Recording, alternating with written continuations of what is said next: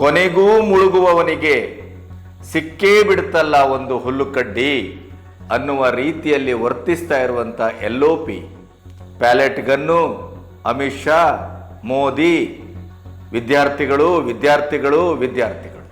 ವಿದ್ಯಾರ್ಥಿಗಳ ವಿರುದ್ಧ ಯಾರೂ ಈ ದೇಶದಲ್ಲಿ ವರ್ತಿಸಲಿಕ್ಕೆ ಸಾಧ್ಯ ಇಲ್ಲ. ವ್ಯಂಗ್ಯ ಮಾಡುವ, ಅವರನ್ನ ಗೇಲಿ ಮಾಡುವ, ಅವರನ್ನ ವಿಕಾರಗೊಳಿಸುವ ಬಫೂನ್ಗಳ ರೀತಿಯಲ್ಲಿ ಮಾಡ್ತಾರಲ್ಲ ಇವರು CJP ಲೀಡರ್ಸ್ಗಳ. ಮಿಸ್ಟರ್ ಅಭಿಜಿತ್ ದೀಪ್ಗೆ ಪ್ಯಾಲೆಟ್ ಗನ್ ಅಂತ ಹೇಳ್ತೀರಿ, ಅದೆಲ್ಲ ನೋಡ್ಕೊಳ್ಳೋಣ. ಆದರೆ ಪೊಲೀಸರ ಮೇಲೆ ಇಂಥ ಮಾರಣಾಂತಿಕ ಹಲ್ಲೆ ಆಗಿದೆ. ತಮ್ಮ ಗತಿ ಏನು, ತಮ್ಮ ಕುಟುಂಬದ ಗತಿ ಏನು, ತಾವು ಯಾರ ಹತ್ರಕ್ಕೆ ಹೋಗಬೇಕು ನ್ಯಾಯಕ್ಕೆ, ನಮ್ಮನ್ನು ಕೇಳುವವರಿಲ್ಲ. ಪ್ರತಿಯೊಬ್ಬರು ತಮ್ಮ ಅಳಲನ್ನ ಬೀಭತ್ಸವಾಗಿ ತೋಡ್ಕೊಳ್ತಾ ಇದ್ದಾರೆ. ಅವ್ರ ಬಗ್ಗೆ ಯಾಕೆ ನೀವು ಮಾತಾಡೋದಿಲ್ಲ? ನನ್ನ ಗಂಡ ದೆಹಲಿ ಪೊಲೀಸ್ ಇಲಾಖೆಯಲ್ಲಿ 33 ವರ್ಷಗಳಿಂದ ಕೆಲಸ ಮಾಡ್ತಾ ಇದ್ದಾರೆ. ಅವರಿಗೆ ಗಂಭೀರವಾಗಿ ಎಂಥ ಗಾಯ ಆಗಿದೆ ಅಂದರೆ ಹೆಲ್ಮೆಟ್ ಚೂರಾಗಿದೆ. ಅವರ ತಲೆಗೆ 4 ರಿಂದ 6 ಸ್ಟಿಚ್ ಹಾಕಲಾಗಿದೆ. ಅವರು ಇನ್ನೂ ಮುಂದೆ ಸದೃಢವಾಗಿ ಕೆಲಸ ಮಾಡ್ತಾರೆ ಅನ್ನುವ ಯಾವ ಭರವಸೆಯೂ ಇಲ್ಲ.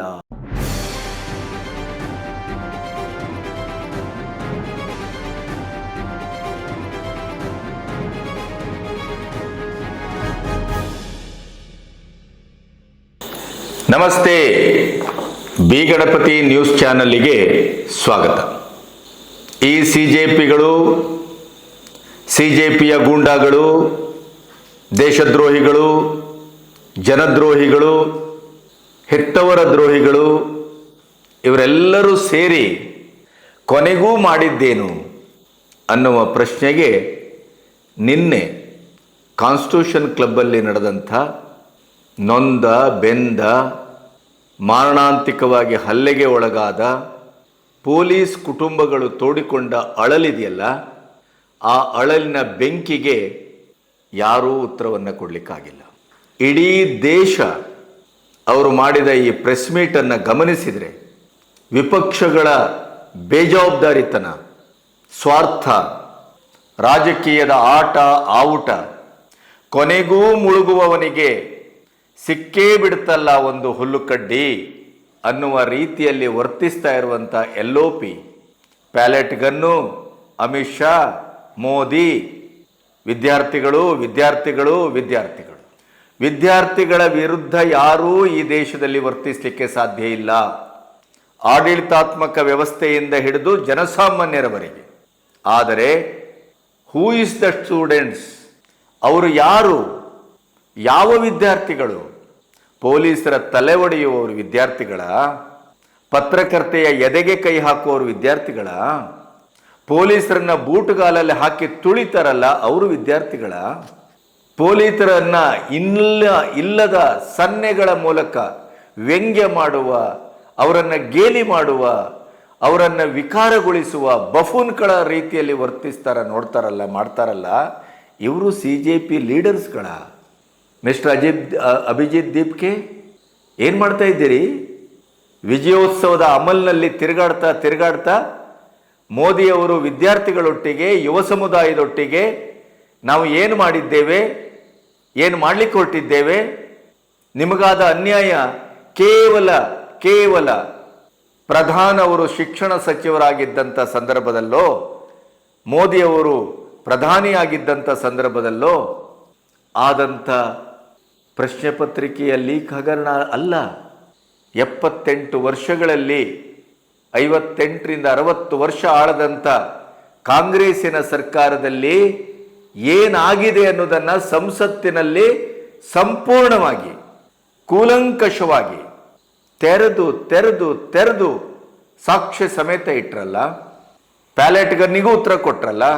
ಕಾಶ್ಮೀರದ ಇಂಜಿನಿಯರ್ ರಶೀದ್ 2010 ರಿಂದ 2016ರವರೆಗೆ ಜಮ್ಮು ಕಾಶ್ಮೀರ ಸರ್ಕಾರದ ಭಾಗಿದಾರರಾದಂಥ ಇದೇ ಕಾಂಗ್ರೆಸ್ಸು ಪ್ರಥಮವಾಗಿ ಅಮಾಯಕ ಕಾಶ್ಮೀರಿಗಳ ಮೇಲೆ ಪ್ಯಾಲೆಟ್ ಗನ್ನನ್ನು ಬಳಸಿದ್ದು, ಅದೊಂದು ದುರಂತದ ಇತಿಹಾಸವನ್ನ, ಆ ಒಂದು ಕೆಟ್ಟ ಇತಿಹಾಸವನ್ನ ಪ್ರಥಮವಾಗಿ ಆರಂಭಿಸಿದ್ದು ಇದೇ ಕಾಂಗ್ರೆಸ್ಸು.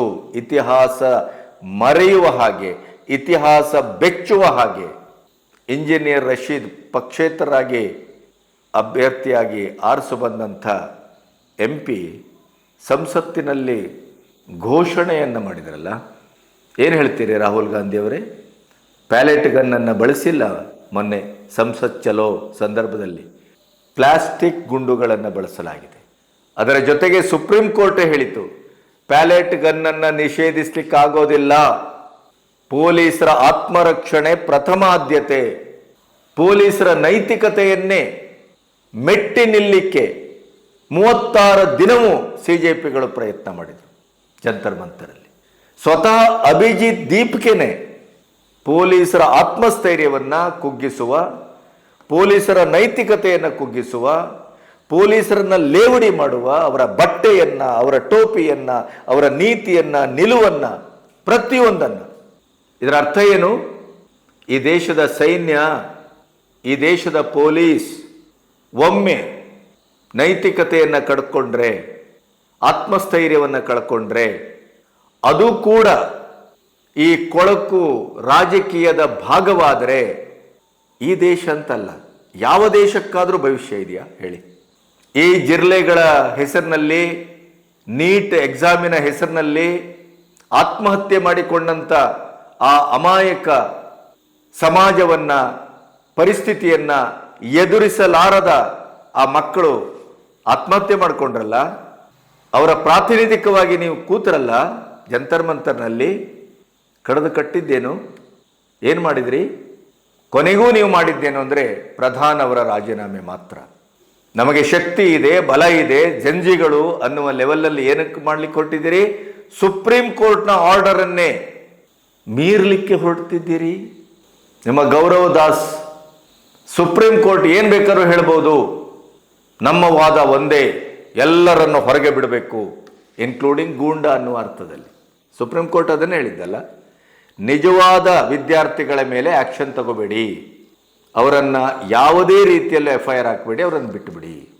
ಆದರೆ ವಿದ್ಯಾರ್ಥಿಗಳ ಹೆಸರಿನಲ್ಲಿ ಸಮಾಜಘಾತುಕ ಶಕ್ತಿಗಳು, ರೌಡಿಗಳು, ರೇಪಿಸ್ಟ್ಗಳು, ದೇಶದ್ರೋಹಿಗಳು, ಭಯೋತ್ಪಾದಕರು ಯಾರೆಲ್ಲ ಭಾಗವಹಿಸಿದಾರೋ ಅವರನ್ನು ಬಿಡಬೇಡಿ.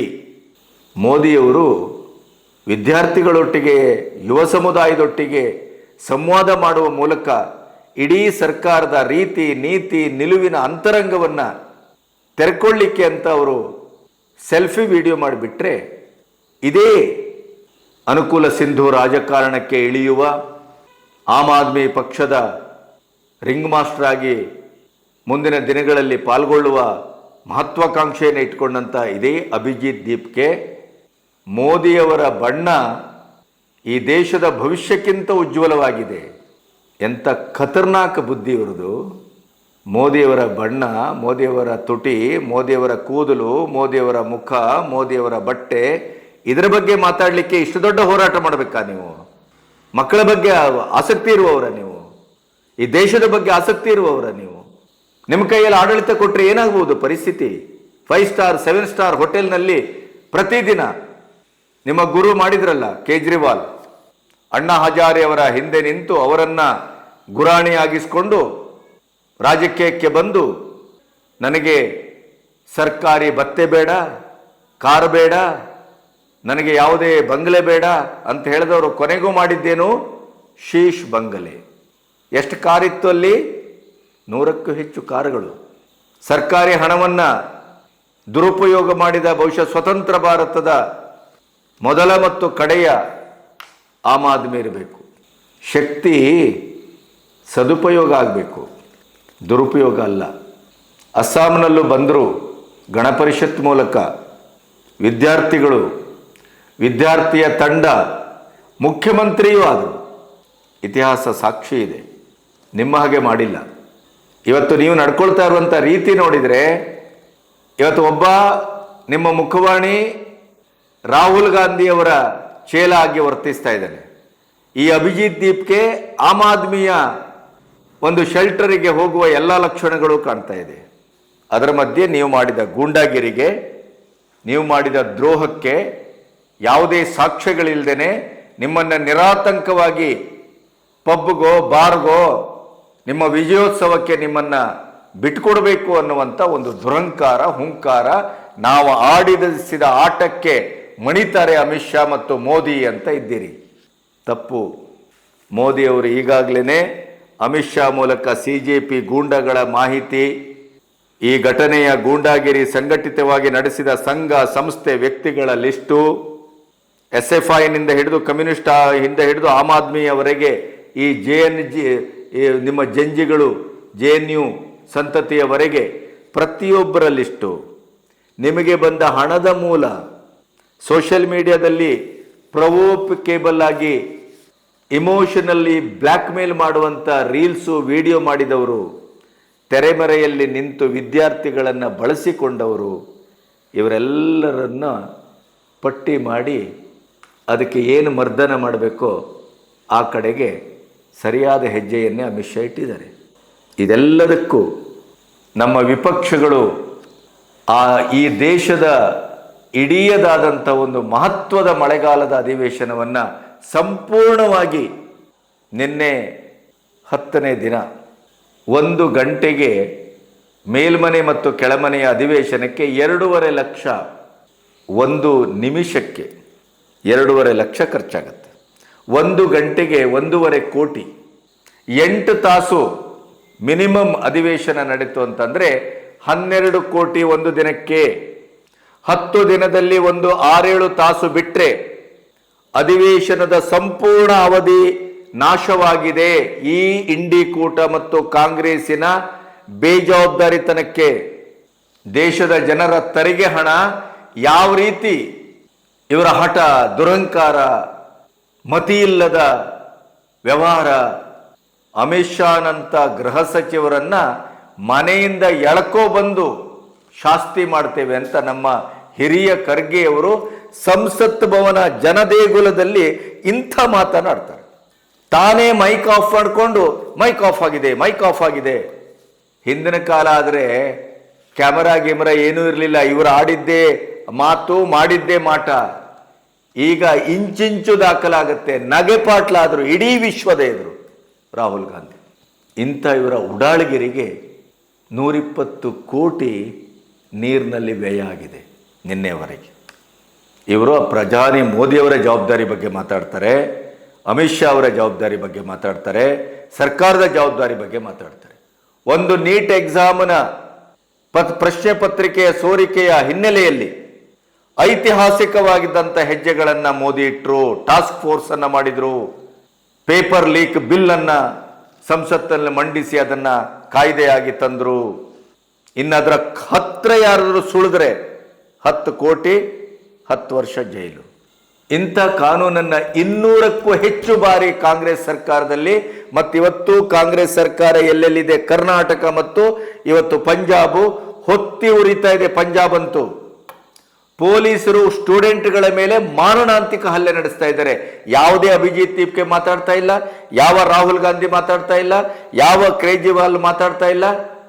ನೈತಿಕತೆಯ ಒಂದು ಸಣ್ಣ ಪ್ರಜ್ಞೆ ಇದ್ದಿದ್ರೆ ಇದೇ ಈ CJPಗಳು 7 ಸ್ಟಾರ್ ಹೋಟೆಲ್ಗೆ ಹೋಗಿ ಕುಡಿದು ಗಂಡು ಹೆಣ್ಣು ಅನ್ನುವ ಭೇದ ಇಲ್ಲದೇನೆ ಮಜಾ ಮಾಡುವ ಬದಲು ಆ ಸತ್ತ ಆತ್ಮಹತ್ಯೆ ಮಾಡಿಕೊಂಡ ಆ ಮಕ್ಕಳ ಫೋಟೋ ಇಟ್ಕೊಂಡು ನಿಮ್ಮ ರಾಜಕೀಯ ಬೇಳೆಯನ್ನು ಬೇಯಿಸ್ಕೊಳ್ತಾ ಇದ್ದೀರಲ್ಲ. ಈ ಪಟಿಂಗರ ಗುಂಪು ಈ ಕುಡಿದು ಮಜಾ ಮಾಡಿದ್ದನ್ನು ಈ ದೇಶ ನೋಡಿದೆ. ಆ ಮಕ್ಕಳ ಆತ್ಮಕ್ಕೆ ಎಂಥ ದ್ರೋಹ ಮಾಡಿದರೆ ಅನ್ನೋದನ್ನು ನೋಡಿದ್ದಾರೆ. ನೀವು ನಿಜವಾಗಿ ನೈತಿಕತೆ ಇದ್ದಿದ್ರೆ ಇದೇ KPSC ಮತ್ತು ಇಲ್ಲಿ ಉದ್ಯೋಗ ನೇಮಕಾತಿಯಲ್ಲಿ ಆಗ್ತಾ ಇರುವಂಥ ಅವ್ಯವಹಾರ, KPSCಯ ಪರೀಕ್ಷೆಯ ಪತ್ರಿಕೆ ಲೀಕ್ ಆದಂಥ ಕರ್ನಾಟಕಕ್ಕೆ ಬರ್ತಾ ಇದ್ರಿ, ಪಂಜಾಬ್ಗೆ ಹೋಗ್ತಾ ಇದ್ದಿದ್ರಿ. ಆದರೆ ಆಮ್ ಆದ್ಮಿ ಎಂಜಲುಗಳಾದ ತಾವು ಅಲ್ಲಿಗೆ ಯಾಕೆ ಹೋಗ್ತೀರಿ? ಈ ದೇಶದ ಜನ ಪ್ರಶ್ನೆ ಮಾಡ್ತಾ ಇದ್ದಾರೆ. ಇವೆಲ್ಲದಕ್ಕಿಂತ ಹೇಯವಾದದ್ದೇನು ಗೊತ್ತಾ? ಕಾನ್ಸ್ಟಿಟ್ಯೂಷನ್ ಕ್ಲಬ್ಬಲ್ಲಿ ನಿನ್ನೆ ಆದಂಥ ಪ್ರೆಸ್ ಮೀಟು ದುರಂತದ ಪರಮಾವಧಿ. ಪೊಲೀಸ್ ಕುಟುಂಬ ಇವತ್ತು ಅನಾಥವಾಗಿದೆ. ಪೊಲೀಸರಾಗರೆ ಕರ್ತವ್ಯ ನಿರ್ವಹಿಸಬಾರ್ದೇನು? ಸಂಸತ್ ಭವನವನ್ನು ಮುತ್ತಿಗೆ ಹಾಕಲಿಕ್ಕೆ ಒಳನುಗ್ಲಿಕ್ಕೆ ಬಂದಂಥ ಈ ಗೂಂಡಾಗಳನ್ನು, ಅಮಾಯಕ ಮತ್ತು ಮುಗ್ಧ ಸ್ಟೂಡೆಂಟ್ಸ್ಗಳನ್ನು ಬಳಸಿಕೊಂಡು ಸ್ಟೂಡೆಂಟ್ಸ್ಗಳ ಹೆಸರಿನಲ್ಲಿ ಸ್ಟೂಡೆಂಟ್ಸ್ಗಳಿಗೂ ಅನ್ಯಾಯ ಮಾಡಿ, ಸ್ಟೂಡೆಂಟ್ಸ್ಗಳ ಚಾರಿತ್ರ್ಯವಧೆಯನ್ನೂ ಮಾಡಿ, ಇಡೀ ದೇಶ 78 ವರ್ಷದಲ್ಲಿ ಕಂಡು ಕೇಳರಿಯದ ಒಂದು ವಿದ್ಯಾರ್ಥಿ ಸಮೂಹದ ಹೆಸರಿನಲ್ಲಿ ಗೂಂಡಾಗಿರಿಯನ್ನ, ದೇಶದ್ರೋಹಿ ಚಟುವಟಿಕೆಯನ್ನ, ಪೊಲೀಸರ ಮೇಲೆ ಮಾರಣಾಂತಿಕ ಹಲ್ಲೆಯನ್ನ ಮಾಡದ್ದನ್ನ ಇವತ್ತು ರಾಜಕೀಯ ಅಸ್ತ್ರವಾಗಿ ಬಳಸ್ತಾ ಇದ್ದೀರಲ್ಲ.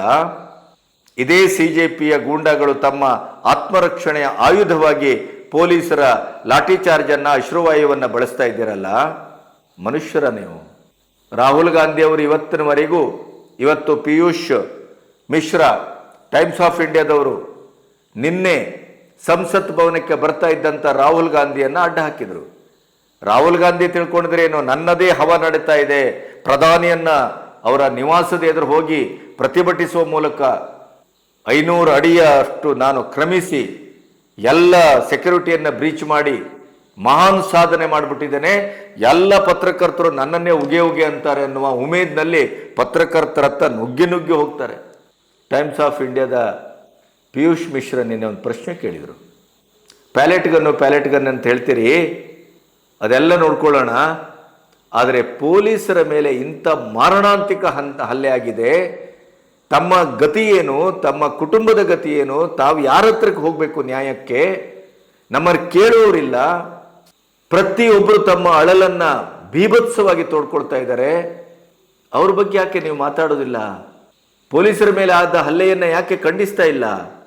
ಯಾಕೆ ನೀವು ಅದರಿಂದ ದೂರ ನಿಂತಿದ್ದೀರಿ ಅಂತ ಕೇಳಿದರೆ, ನೀವೇನು ಬಿ ಜೆ ಪಿಯವರ ನೀವು ಅಂತ ಕೇಳಿ ಓಡಿ ಹೋಗ್ತಾರೆ ರಾಹುಲ್ ಗಾಂಧಿ. ಇವತ್ತಿನವರೆಗೂ ಮಾರಣಾಂತಿಕವಾಗಿ 3 ಜನ ಪೊಲೀಸ್ ಆಫೀಸರು ಜೀವನ್ಮರಣದ ಹಂತದಲ್ಲಿದ್ದಾರೆ. ಕೈ ಮುರಿದಿದೆ, ಕಾಲು ಮುರಿದಿದೆ, ತಲೆ ಒಡೆದಿದೆ. ಇಂತಹ ಪರಿಸ್ಥಿತಿಯಲ್ಲಿದ್ದಾರೆ. ನೋಡಲಿಕ್ಕೆ ಯಾರೂ ಹೋಗಿಲ್ಲ. ಆಡಳಿತ ಪಕ್ಷದ ನಡ್ಡಾ ಮತ್ತು ಕೆಲವರು ಬಿಟ್ಟರೆ ಯಾರು ಇವತ್ತು ಕಣ್ಣೆತ್ತಿ ನೋಡಲಿಕ್ಕೂ ಹೋಗಲಿಲ್ಲ. ಅದರ ಮಧ್ಯೆ ಸುಪ್ರೀಂ ಕೋರ್ಟ್ನ ಆರ್ಡರು ವಿದ್ಯಾರ್ಥಿಗಳಿಗೇನು ಮಾಡಬೇಡಿ ಅಂತ ದಿಲ್ಲಿ ಪೊಲೀಸು ಅವ್ರ ಮೇಲೆ ಹಾಕಿದ FIRನೆಲ್ಲ ತೆಗಿತಾ ಇದೆ. ಅದಕ್ಕಾಗಿ ಪೊಲೀಸ್ ಕುಟುಂಬ ಬಂದು ಪ್ರೆಸ್ ಮೀಟ್ ಮಾಡಿದೆ.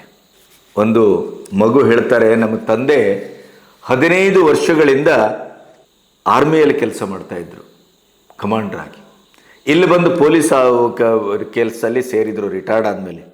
ಬ್ಯಾರಿಕೇಡಿನ ಮುಂಚೂಣಿಯಲ್ಲಿ ಅವರು ಕೆಲಸ ಮಾಡ್ತಾಯಿದ್ರು. ಆದರೆ ಪ್ರತಿಭಟಿಸಿದವರು ಗೂಂಡಾಗಳು ಅವರನ್ನು ಮಾರಣಾಂತಿಕವಾಗಿ ಹೊಡೆದಿದ್ದಾರೆ. ಎಷ್ಟು ಅಂತಂದರೆ ಅವರ ಹೆಲ್ಮೆಟ್ ಒಡೆದು ತಲೆ ಹೊಡೆದಿದೆ. ರಕ್ತ ಮುಳುಗಿದೆ. ಯಾವ ಲೆವೆಲ್ಗೆ ಅಂದರೆ ಅವರ ಬಟ್ಟೆ ರಕ್ತಕ್ಕೆ ಅಂಟುಕೊಂಡಿತ್ತಂತೆ. ಆ ಮಗುವಿನ ಮಾತನ್ನು ಕೇಳಿದರೆ ಏನು ಮಾಡಬೇಕು ಅಂತ ಅರ್ಥ ಆಗಲಿಲ್ಲ. ಈ ಕಡೆ ಆಳುವ ಸರ್ಕಾರ ಸುಪ್ರೀಂ ಕೋರ್ಟ್ ಆರ್ಡರು ಅನ್ನುವ ಲೆವೆಲಲ್ಲಿ ಅವ್ರ ವಿದ್ಯಾರ್ಥಿಗಳಲ್ಲವೋ ಅದರ ಪರಿಶೀಲನೆ ನಡೀತಾ ಇದೆಯೋ ಇಲ್ಲವೋ ಗೊತ್ತಿಲ್ಲ, ಅವರನ್ನು ಬಿಡ್ತಾ ಇದ್ದಾರೆ. ಪ್ರತಿಪಕ್ಷದ LOP ರಾಹುಲ್ ಗಾಂಧಿಯವರು ಇಡೀ ಪಟಾಲಂ ಕಟ್ಕೊಂಡು ಪೊಲೀಸರು ಗೂಂಡಾಗಿರಿ ಮಾಡಿದ್ದಾರೆ, ಪೊಲೀಸರು ದಾಳಿ ಮಾಡಿದ್ದಾರೆ, ಪೊಲೀಸರು ಪ್ಯಾಲೆಟ್ ಗನ್ ಬಳಸಿದ್ದಾರೆ, ವಿದ್ಯಾರ್ಥಿಗಳಿಗೆ ಮಾರಣಾಂತಿಕ ಹಂತವಾಗಿದೆ. ವಿದ್ಯಾರ್ಥಿಗಳು ಎಷ್ಟು ಜನ ಅಡ್ಮಿಟ್ ಆಗಿದ್ದಾರೆ, ಎಲ್ಲಿ ಅಡ್ಮಿಟ್ ಆಗಿದ್ದಾರೆ? ಇವತ್ತು ಇಡೀ ದೇಶ ಮರಗ್ತಾ ಇರೋದು ಪೊಲೀಸರಿಗಾಗಿ, ವಿದ್ಯಾರ್ಥಿಗಳಿಗಾಗಲ್ಲ. ನಿಜವಾದ ವಿದ್ಯಾರ್ಥಿಗಳ ಪರವಾಗಿ ಮರಗ್ತಾ ಇದೆ, ಆಕ್ರೋಶಗೊಂಡಿದೆ. ವಿದ್ಯಾರ್ಥಿಗಳ ಪರವಾಗಿ ಇಡೀ ದೇಶ ಇದೆ, ಇನ್ಕ್ಲೂಡಿಂಗ್ ಪ್ರಧಾನಿ. ಆದರೆ ವಿದ್ಯಾರ್ಥಿಗಳ ಹೆಸರಿನಲ್ಲಿರುವ ಗೂಂಡಾಗಳಲ್ಲ, ದೇಶದ್ರೋಹಿಗಳಲ್ಲ, ಸಮಾಜದ್ರೋಹಿಗಳಲ್ಲ. ನೀವು ಪಂಜಾಬ್ನಲ್ಲಿ ಇದೇ ರಾಹುಲ್ ಗಾಂಧಿಯವರು ಮಾತಾಡಬೇಕು, ಇದೇ ಕೇಜ್ರಿವಾಲ್ ಮಾತಾಡಬೇಕು. ಪಂಜಾಬ್ನಲ್ಲಿ ಪ್ರೊಟೆಸ್ಟ್ ಮಾಡ್ತಾ ಇದ್ದಾರಲ್ಲ ವಿದ್ಯಾರ್ಥಿಗಳು, ಅವ್ರ ಮೇಲೆ ಯಾಕೆ ಅಶ್ರುವಾಯು, ಜಲಾಸ್ತ್ರ, ಲಾಠಿ ಮನಸ್ಸಿಗೆ ಬಂದಾಗ ಹೊಡೆದು ಓಡಿಸ್ತಾ ಇದ್ದೀರಲ್ಲ, ಅದರ ಬಗ್ಗೆ ಯಾಕೆ ಮಾತಾಡ್ತಾ ಇಲ್ಲ ರಾಹುಲ್ ಗಾಂಧಿ ಅವರು? ಯಾಕೆ ಕೇಜ್ರಿವಾಲ್ ಮಾತಾಡ್ತಾ ಇಲ್ಲ? ಯಾಕೆ ದೊಡ್ಡ ಖರ್ಗೆ ಅವರು ಮಾತಾಡ್ತಾ ಇಲ್ಲ? ಸಾಂವಿಧಾನಿಕ ಹುದ್ದೆಯಲ್ಲಿದ್ದಂಥ ಒಬ್ಬ ಗೃಹ ಸಚಿವನನ್ನ ಮನೆಯಿಂದ ಎಳೆದು ತಂದು ಶಾಸ್ತಿ ಮಾಡ್ತೇವೆ ಅಂತ 5.5 ದಶಕದ ಅನುಭವ ಇದ್ದಂಥ ಒಬ್ಬ ಅನುಭವಿ ಮುತ್ಸದ್ದಿ ರಾಜಕಾರಣಿ ಮಲ್ಲಿಕಾರ್ಜುನ್ ಖರ್ಗೆ ಅವರಿಂದ ಇಂಥ ಮಾತುಗಳ ಹತಾಶೆಯ ಪರಮಾವಧಿ, ಸೋಲಿನ ಜಳದಲ್ಲಿ ಬೇಯ್ತಾ ಇರುವಂಥವರ ಬಾಯಿಂದ ಬಂದಂಥ ಮಾತಿದು. ಸಂವಿಧಾನ ಅಲ್ಲ ಇದು. ಒಂದು ಸಣ್ಣ ಫೋಟೋ ತೋರಿಸ್ತೇವೆ ನಿಮಗೆ, ಸಂವಿಧಾನದ ಕಥೆ ಏನು ಅಂತ. ಪ್ರಧಾನಿ ಸಂವಿಧಾನವನ್ನು ಹಣೆಗೆ ಮುಟ್ಟುಕೊಂಡು ನಮಸ್ಕಾರ ಮಾಡ್ತಾ ಇದ್ರೆ, ಇವರ ಬಂಟ ವೇಣುಗೋಪಾಲ್ ರಾಹುಲ್ ಗಾಂಧಿ ಅವರಿಗೆ ಪಾಕೆಟ್ ಸಂವಿಧಾನವನ್ನು ಕೊಡ್ತಾರೆ. ಅದನ್ನು ತಡ್ಕೊಳ್ಳುವ ರೀತಿ ನೋಡಬೇಕು ನೀವು. ತೆಗೆದುಕೊಂಡು ಅದನ್ನ ಪಕ್ಕದಲ್ಲಿ ಬಿಸಾಡೋ ರೀತಿ ನೋಡಬೇಕು. ಇವರಿಗೆ ಸಂವಿಧಾನದ ಬಗ್ಗೆ ಇರುವಂತ ಪ್ರೀತಿ, ಗೌರವ, ಕಾಳಜಿ ಇವತ್ತೆಲ್ಲವೂ ಬಟ್ಟಂ ಬಯಲಾಗತ್ತೆ. ಯಾವುದೂ ಮುಚ್ಚಿಡ್ಲಿಕ್ಕಾಗುವುದಿಲ್ಲ. ಪೊಲೀಸರು ಇವತ್ತು ಅನಾಥರು. ನಿಮ್ಮ ಅಧಿಕಾರದಲ್ಲಿರುವ ಎಲ್ಲ ರಾಜ್ಯಗಳ ಪೊಲೀಸರನ್ನು ಇದೇ ರೀತಿ ನಡ್ಕೊಳ್ತೀರಾ? ಕರ್ನಾಟಕದ ಪೊಲೀಸರನ್ನು ಇದೇ ರೀತಿ ನಡೆಸ್ಕೊಳ್ತೀರಾ?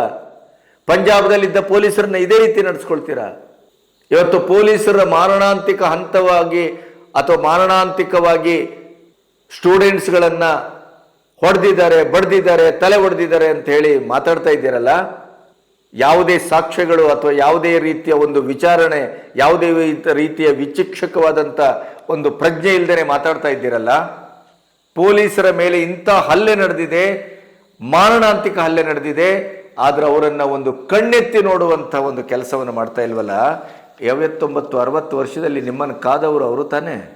CRPF ಅಥವಾ ಪೊಲೀಸರು ಇಂಥವರು ಆಪರೇಷನ್ ಸಿಂಧೂರವನ್ನು ವ್ಯಂಗ್ಯ ಮಾಡ್ತೀರಿ, ನಮ್ಮ ಸೈನಿಕರನ್ನು ವ್ಯಂಗ್ಯ ಮಾಡ್ತೀರಿ, ಗಡಿ ಭದ್ರತಾ ಪಡೆಯನ್ನು ವ್ಯಂಗ್ಯ ಮಾಡ್ತೀರಿ.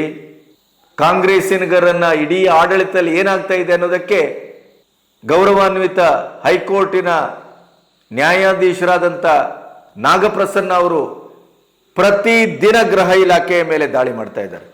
ಯಾವುದೊಬ್ಬ ಅಮಾಯಕ ಹುಡುಗನನ್ನ ಬಟ್ಟೆ ಬಿಚ್ಚಿ ಬೆತ್ತಲಾಗಿಸಿ ಕಂಬಕ್ಕೆ ಕಟ್ಟಿ ಮಾರಣಾಂತಿಕವಾಗಿ ಹೊಡೆಯಲಾಗಿದೆ. ಆ ಪ್ರಕರಣದಲ್ಲಿ ನಾಗಪ್ರಸನ್ನ ಅವರು ಕೇಳ್ತಾರೆ, ಗೃಹ ಇಲಾಖೆ ಇದೆಯಾ ಈ ರಾಜ್ಯದಲ್ಲಿ? ಪ್ರಿಯಾಂಕಾ ಖರ್ಗೆ ಅವರು ಉತ್ತರ ಕೊಡಬೇಕಾಗ್ತದೆ. ಇಂಥ ಒಂದು ದುಂದಾಗಿರಿ ಆಡಳಿತದಲ್ಲಿ ಇದ್ದಲ್ಲಂತೂ ಅದಕ್ಕೆ ಜವಾಬ್ದಾರಿಯೇ ಇಲ್ಲ. ಅವರ ಆಡಳಿತದಲ್ಲಿದ್ದ ರಾಜ್ಯದಲ್ಲೇ ಪೇಪರ್ ಲೀಕ್ ಆಗ್ತದೆ. 80ರಿಂದ 1 ಕೋಟಿಯವರೆಗೆ ಆಕಾಂಕ್ಷಿಗಳಿಂದ ಭ್ರಷ್ಟಾಚಾರದ ಹಣವನ್ನು ಸುಲಿಯಲಾಗ್ತಾ ಇದೆ. ಅದ್ರ ಬಗ್ಗೆ ಯಾರು ಮಾತಾಡೋದು? ಇಲ್ಲಿ ನೋಡಿ, ಸೀಮಾ ಅಂತ ಒಬ್ರು, ನನ್ನ ಗಂಡ ದೆಹಲಿ ಪೊಲೀಸ್ ಇಲಾಖೆಯಲ್ಲಿ 33 ವರ್ಷಗಳಿಂದ ಕೆಲಸ ಮಾಡ್ತಾ ಇದ್ದಾರೆ. ಅವರಿಗೆ ಗಂಭೀರವಾಗಿ ಎಂಥ ಗಾಯ ಆಗಿದೆ ಅಂದರೆ ಹೆಲ್ಮೆಟ್ ಚೂರಾಗಿದೆ. ಅವರ ತಲೆಗೆ 4ರಿಂದ 6 ಸ್ಟಿಚ್ ಹಾಕಲಾಗಿದೆ. ಅವರು ಇನ್ನೂ ಮುಂದೆ ಸದೃಢವಾಗಿ ಕೆಲಸ ಮಾಡ್ತಾರೆ ಅನ್ನುವ ಯಾವ ಭರವಸೆಯೂ ಇಲ್ಲ. ಏನು ಹೇಳ್ತೀರಿ? ಲಕ್ಷಾ ಸಿಂಗ್ ಅಂತ ಯುವಕ, ನನ್ನ ತಂದೆಗೆ ತಲೆಗೆ ಕಲ್ಲೇಟು ಯಾವ ಮಟ್ಟದಲ್ಲಿ ಬಿದ್ದಿದೆ ಅಂದರೆ 4ರಿಂದ 5 ಅವರು ಪ್ರಜ್ಞಾಹೀನ ಸ್ಥಿತಿಯಲ್ಲಿ ಬಿದ್ದಿದ್ರು, ರಕ್ತದ ಮಡುವಿನಲ್ಲಿ. ಏನು ಹೇಳ್ತೀರಿ? ಸಂವಿಧಾನವೇ ಹೇಳಿದೆ, ಪೊಲೀಸ್ ಕೆಲಸದಲ್ಲಿ ಇರುವವರಿಗೆ ಪೊಲೀಸರ ಆತ್ಮರಕ್ಷಣೆ ಮೊದಲ ಆದ್ಯತೆ. ನಿನ್ನೆ ನಡೆದಂಥ ಆ ಪೊಲೀಸ್ ಕುಟುಂಬದ ಪ್ರೆಸ್ ಮೀಟನ್ನು ನೀವು ನೋಡ್ಬಿಟ್ರೆ ಕಣ್ಣಲ್ಲಿ ರಕ್ತ ಬರ್ತದೆ ರೀ. मेरे बाबा पुलिस में आने से पहले मेरे फादर इंडियन नेवी में मैरीन कमांडो थे. उन्होंने इंडियन नेवी को अपने 15 साल दिए हैं. मेरे पापा जब भी रात में घर आते थे तो वो बोलते थे कि अब ये स्टूडेंट प्रोटेस्ट नहीं लग रहा है, इसमें बहुत सारे एंटी सोशल एलिमेंट्स जुड़ चुके हैं. He was unconscious at the RML hospital for about 4 hours. उन्हें ऐसे देख के हमारे लिए बहुत पेनफुल था. हमने जब उनसे पूछा कि पापा ये कैसे हुआ, तो उन्होंने बताया कि बेटा कोई बात नहीं, ड्यूटी के टाइम पर छोटी मोटी चोटें लगती रहती हैं. मीडिया फ्रेटर्निटी के सारे मेंबर्स का स्वागत है, अभिनंदन है. मेरा नाम उपनीत कौर है और मेरे पति दिल्ली पुलिस में ACP के पद पे सेवाएं निभा रहे हैं. 20 जुलाई की रात देर रात जब वो घर पहुंचे चोटिल हालत में, वो क्षण मेरी और मेरी बेटी 2 साल की बेटी के लिए बहुत ही दर्दनाक, बहुत ही ट्रॉमेटिक था. मेरे साथ अभी दिल्ली पुलिस के परिवार के मेंबर्स हैं, दिल्ली पुलिस कर्मियों के परिवार के मेंबर्स, और हम अपनी आप बीती आप लोगों के सामने रखना चाहते हैं. लेकिन उससे पहले एक वीडियो के जरिए हम उस दिन और उसके आगे चलते हुए कुछ दिनों में दिल्ली पुलिस कर्मियों के साथ क्या कुछ हुआ वो आपके साथ. और जब मैंने सोशल मीडिया खोल के देखा तो सोशल मीडिया पे मेरे ही पापा को क्रिमिनल बता रहे थे. और उसके अगले दिन ही जब मुझे पता चला कि जिन लोगों ने मेरे फादर पे अटैक किया था वो लोग सुप्रीम कोर्ट जा रहे हैं अपना क्राइम वॉश आउट करने, और उन्हीं के खिलाफ कंप्लेंट करने के लिए, सारे पुलिस वालों के खिलाफ कंप्लेंट करने के लिए मुझे बहुत बुरा लगा. और मुझे लगा कि मुझे भी जाना चाहिए अपने फादर की जस्टिस के लिए. और मुझे बाकी पुलिस फैमिलीज का भी साथ मिला। हम लोग सुप्रीम कोर्ट गए, हमने एडवोकेट से रिक्वेस्ट करी और एडवोकेट ने हमारी बात ऑनरेबल सुप्रीम कोर्ट के सामने रखी और हमें भरोसा दिलाया गया कि हम भी हमारे भी इक्वल राइट्स हैं as the citizen of this country और हमें भी जस्टिस मिलेगा। ರಟ್ಟೆ ಹಿಡಿದು ಎಳಲ್ತಾರೆ, ಕಾಲಲ್ಲಿ ಬೂಟ್ಗಾಲಲ್ಲಿ ಒದೆತಾರೆ, ಲಾಠಿಯಲ್ಲಿ ಹೊಡೆತಾರೆ. ಇವರೆಲ್ಲ ಸ್ಟೂಡೆಂಟ್ಸ್ಗಳ ಹೇಳಿ? ನೆಲ ಹೊತ್ತಿ ಉರಿದರೆ ಮನೆ ಹೊತ್ತಿ ಉರಿದರೆ ನಿಲ್ಲಬಹುದಯ್ಯ, ನೆಲ ಹೊತ್ತಿ ಉರಿದರೆ ನಿಲ್ಲಬಹುದೇ ಅಂತ ಬೇಲಿಯೇ ಎದ್ದು ಹೊಲಮೆಂದರೆ ಏನು ಮಾಡಬೇಕು? ಪೊಲೀಸರು ಈ ಸಮಾಜದ ಆತ್ಮ, ಪೊಲೀಸರು ಈ ವ್ಯವಸ್ಥೆಯ ಆತ್ಮ. ಪೊಲೀಸರು ಇಲ್ಲದೇ ಇದ್ದಂಥ ಸಮಾಜವನ್ನು ಕಲ್ಪಿಸಿಕೊಳ್ಳಿಕ್ಕೆ ಸಾಧ್ಯ ಇಲ್ಲ ನಮಗೆ, ಅಥವಾ ನಮ್ಮ ಬಾರ್ಡರ್ ಸೆಕ್ಯೂರಿಟಿ ಅಥವಾ ಸೈನಿಕರು ಇತ್ಯಾದಿ ಇತ್ಯಾದಿ. ನೀವು ಅವರ ನೈತಿಕತೆಯನ್ನು ಮೆಟ್ಟುತ್ತೀರಿ ಅಂತಾದರೆ, ಅವರ ತಲೆ ಒಡೆತೀರಿ ಅಂತಾದರೆ, ಅವರನ್ನು ತೋರಿಸಬಾರದ ಸನ್ನೆಯಲ್ಲಿ ತೋರಿಸಿ ಅವರನ್ನು ಅನೈತಿಕವಾದಂಥ ಭಾಷೆಯಲ್ಲಿ ಮಾತಾಡ್ತೀರಿ ಅಂತಾದರೆ, ಅವರ ನೈತಿಕತೆಯನ್ನು ಕಂಪ್ಲೀಟಾಗಿ ಅವರು ಮೆಟ್ಟಿ ಅವರನ್ನು ಮುಗಿಸ್ಲಿಕ್ಕೆ ನೀವು ಹೊರಡ್ತೀರಿ ಅಂತಾದರೆ, ಯಾವ ಸಮಾಜವನ್ನು ಕಟ್ಟಲಿಕ್ಕೆ ಕೊಟ್ಟಿದ್ದೀರಿ? ಯಾವ ದೇಶವನ್ನು ಕಟ್ಟಿಕೊಟ್ಟಿದ್ದೀರಿ? ಇಂಥ ನರಾಧಮರನ್ನು, ಇಂಥ ಗೂಂಡಾಗಳನ್ನು, ಇಂಥ ದೇಶದ್ರೋಹಿಗಳನ್ನು ನಾವು ಸ್ಟೂಡೆಂಟ್ಸ್ಗಳು ಅಂತ ಒಪ್ಪಬೇಕಾ? ಪ್ರಧಾನಿಯನ್ನು ಗೇಲಿ ಮಾಡ್ತೀರಿ, ಅಮಿತ್ ಶಾ ಗೇಲಿ ಮಾಡ್ತೀರಿ, ಭಾರತ ಮಾತೆ ಗೇಲಿ ಮಾಡ್ತೀರಿ, ಕೊನೆಗೆ ಬಂದು ಯಾವಾಗ ಕೇಸ್ ಜಡಿತಾರೋ ಆವಾಗ ಹತ್ಕೊಂಡು ವಿಡಿಯೋ ಮಾಡ್ತೀರಿ. ಇಂಥವರಿಗೆ ಇವತ್ತು ಕಾನೂನಿನ ರಕ್ಷಣೆ ಸಂಧಾನದ ಹೆಸರಿನಲ್ಲಿ FIR ಹಾಕಬಾರ್ದು, ಅದು ಹಾಕಬಾರ್ದು, ಇದು ಹಾಕಬಾರ್ದು, ಅವರನ್ನು ಗೂಂಡಗಳಾದರೂ ಅಡ್ಡಿಲ್ಲ, ಅವರನ್ನು ಬಿಟ್ಟುಬಿಡಬೇಕು. ಪೊಲೀಸರು ಎಲ್ಲಿಗೋಗ್ಬೇಕು? ನಿಮ್ಮ ದರಿದ್ರ ರಾಜಕೀಯದ ಈ ಆಟ ಔಟದಲ್ಲಿ ಆಳುವ ಪಕ್ಷದವರಿಗೋ 2029 ಎಲೆಕ್ಷನ್ನು, ಜಂಜಿಗಳು, ಯುವ ಸಮುದಾಯ ನಮಗೆ ಓಟ್ ಹಾಕಬೇಕು, ಆದ್ರಿಂದ ಆದಷ್ಟು ತಲೆ ತಗ್ಸೋಣ ಅಥವಾ ಆದಷ್ಟು ಇದು ಅವ್ರು ಹೇಳಿದ್ ಕೇಳೋಣ, ನಾಟಕ ಮಾಡೋಣ.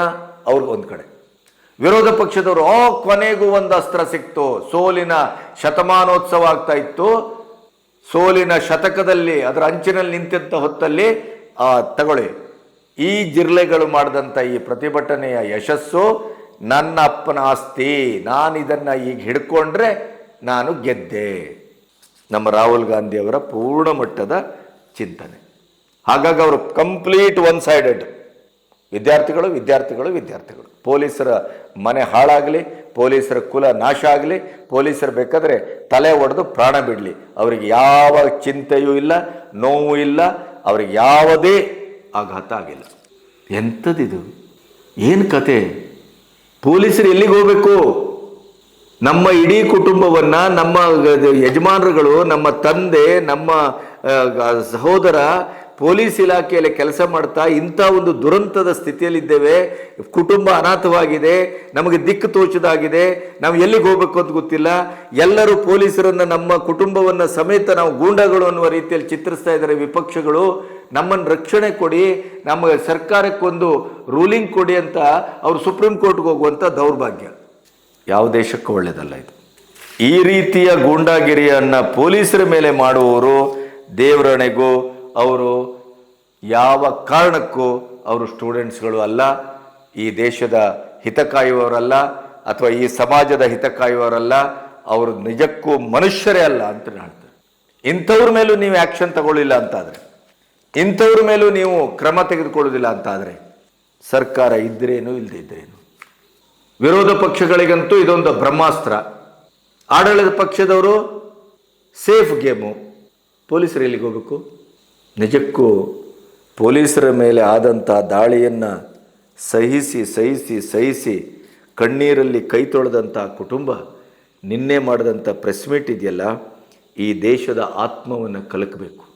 ಆ ಮೂಲಕ CJPಯ ಹೆಸರಿನಲ್ಲಿ, ನೀಟ್ ಹೆಸರಿನಲ್ಲಿ, ಜಂಜಿಗಳ ಹೆಸರಿನಲ್ಲಿ ವಿದ್ಯಾರ್ಥಿಗಳ ಮುಖವನ್ನು ಇಟ್ಕೊಂಡು ಈ ಪಟಿಂಗರು ಮಾಡ್ತಾ ಇರುವಂಥ ಸಮಾಜ ದ್ರೋಹ, ದೇಶದ್ರೋಹ ಮತ್ತು ಸ್ವಾರ್ಥದ ರಾಜಕೀಯದ ಆಟ ಊಟವನ್ನು ಈ ದೇಶದ ಜನ ಅರ್ಥ ಮಾಡ್ಕೊಳ್ಳದೇ ಇದ್ದರೆ ಭವಿಷ್ಯ ಬಹಳ ಕರಾಳವಾಗಿರುತ್ತೆ. ನೆನಪಿಡಿ.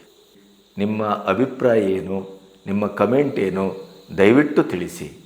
ಅದರ ಜೊತೆಗೆ ಇಲ್ಲಿಯವರೆಗೆ ನನ್ನ ಚಾನಲನ್ನು ಸಬ್ಸ್ಕ್ರೈಬ್ ಮಾಡದೇ ಇದ್ದರೆ ಸಬ್ಸ್ಕ್ರೈಬ್ ಮಾಡಿ, ಆರ್ಥಿಕವಾಗಿ ನನ್ನ ಈ ಸ್ವತಂತ್ರ ಪತ್ರಿಕೋದ್ಯಮಕ್ಕೆ ಬೆಂಗಾವಲಾಗಿ ಹೆಚ್ಚೆಚ್ಚು ಶೇರ್ ಮಾಡಿ ಜನಕ್ಕೆ ಇದನ್ನು ಮುಟ್ಟಿಸಿ, ಯಾಕೆಂದರೆ ಇದು ದೇಶ ಕಟ್ಟುವ ಒಂದು ಕೆಲಸ ಅಂತ ನಾನು ಭಾವಿಸಿದ್ದೇನೆ. ನಮಸ್ತೆ.